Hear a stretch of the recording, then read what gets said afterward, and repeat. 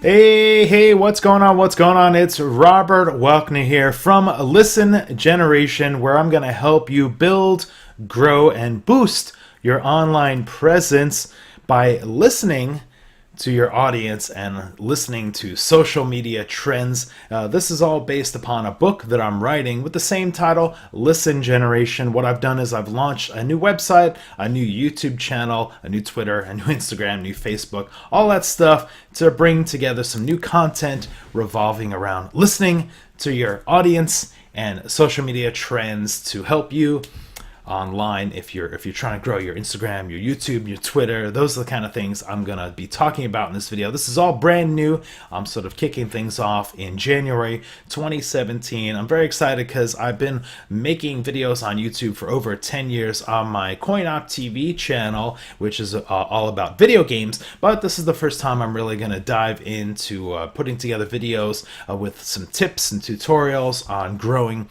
your online social media presence. And what I'm going to do is I'm going to put out videos hopefully weekly talking about different aspects from different chapters of the book on social media. And then I also have the ability to reach out through Skype and do some interviews with other online specialists, social media specialists out there. And the website will have articles kind of recapping different news and articles and trends in technology. So there's a whole bunch of things coming at you from Listen Generation. I'm very excited to be launching things in January 2017. So bear with me any bumps and bruises along the way. So let me get started. So this is going to be the Instagram chapter of my book, and it'll be part 1, which will be the introduction to Instagram, kind of a little bit of a recap of Instagram and some of my thoughts on Instagram, just to kind of get the ball rolling there. So an introduction to Instagram. So Instagram launched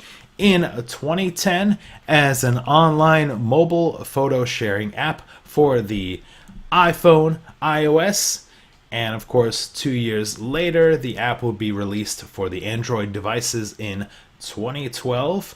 For the first couple of years, Instagram was a mobile app only until developers released it for the web browser version about around the same time that Facebook purchased the company in April 2012.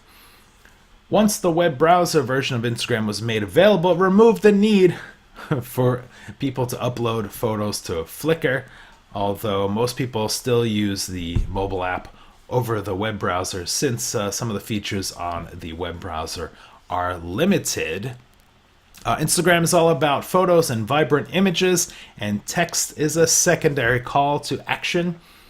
Most people on Instagram are viewing photos, whether they're to kill time, and will scroll quickly through their feed, stopping to view an image that may catch their eyes as clever, inventive, funny, sexy, emotional, or something else. You'll have to let me know in the comments below what some of those other things are. Instagram is a great platform to display photos from your lifestyle, or food, friends, products, travel, anything else you can think of for sharing. Initially, Instagram was showing photos only in square crop sizes, but you can now upload photos in an original widescreen aspect ratio, and you can also do Instagram video. And now they just launched, like as I started writing this book, they just launched live streaming on Instagram. So that's something new as well. So Instagram can be daunting at first, wondering how people will find your profile, your photographs, so how they will like your pictures, how they will leave comments or emojis. The good news is that there are ways many people can find you online. They can search by your name, they can search by your hashtag, they can follow your profile because maybe you're linked to your Facebook profile or more. Something we'll dive into more and more in the next chapters, as well as people finding you and getting to follow you and like some of your pictures. Ultimately, as a social outfit or something for yourself or product, Instagram offers plenty of rewards and very little consequences. Instagram is free to use. The servers hardly ever go down. The app is updated. It seems like weekly now with new features and new products. Of course, because Instagram is owned by Facebook, you can tell that there's a complete synergy between the two, and there are benefits to linking to both accounts. The Instagram development team is very keen on adapting their app to current trends and even borrowing breakthrough ideas from competitive apps like Snapchat with like their stories, and then even more recently Periscope, where they can have basically live streaming, and the way the live streaming works is pretty much a copy of Periscope. You can give little people hearts, you can chat in there. It's pretty interesting. The only thing about the live streaming so far on Instagram, as I'm recording this, is it doesn't seem to archive. It seems to be just a very temporary thing. So one major downside to using Instagram to promote yourself or your product is that it can be difficult to migrate viewers from Instagram over to another platform. It's really hard sometimes to get that link, that click out link going, because you can really only have one link. It's on your description box in your profile there. We'll talk about a little bit more of that in upcoming chapters and stuff like that. So unlike Twitter, unlike Facebook, you cannot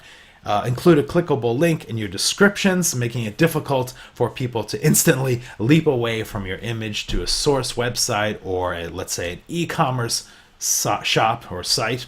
You can get around this though by creating a paid advertisement, which shows up as a sponsored post and comes with a clickable link away from the Instagram app. But I want to mostly stick on topics about free and organic. Sometimes when you get into paid and sponsored things, it can be a turnoff, or basically just cost money that you might not have. So, but if you need to get in there right away, you need to be like, Rob, I need to share a link right away from my picture. There are ways to do that with having a paid advertisement on there. So Instagram has quickly become one of my favorite social media resources because it archives all your content neatly and allows you to tell a story through images. You don't need to be a superstar photographer or a photo editor to build an audience on Instagram, as the filters and tools they give you are very easy to understand and are very accessible. So there is a little bit of a brief introduction to some of my thoughts on Instagram, a little sneak peek at what's to come in upcoming chapters for my book, Listen Generation. I'm running the controls here, and I'm reading off sort of some excerpts from my book here. Got some of the pictures. This is everything I do on my own, so bear with me if there's some bumps and bruises along the way. But I look forward to you guys watching my videos, hopefully checking out my website. We have the Twitter and the Instagram. I got to set up the Facebook later on this week. Get that going. So if you guys are watching this and you are watching and if you do use Instagram and you have some thoughts about Instagram, let me know in the comments below. If you're brand new, please subscribe. We have like zero right when I'm watching this. I have like 0 subscribers on my YouTube channel. My CoinUp TV channel has over 100,000 followers there. That's a video game channel, but this is completely different, starting from scratch, talking about promoting yourself free and organically online by listening to your audience. It's all about the listen generation. I hope you guys subscribe and please join and follow along. So that's it for this video. Thanks a bunch for watching. For Listen Generation, it's Robert Welkner. We'll see you guys next time.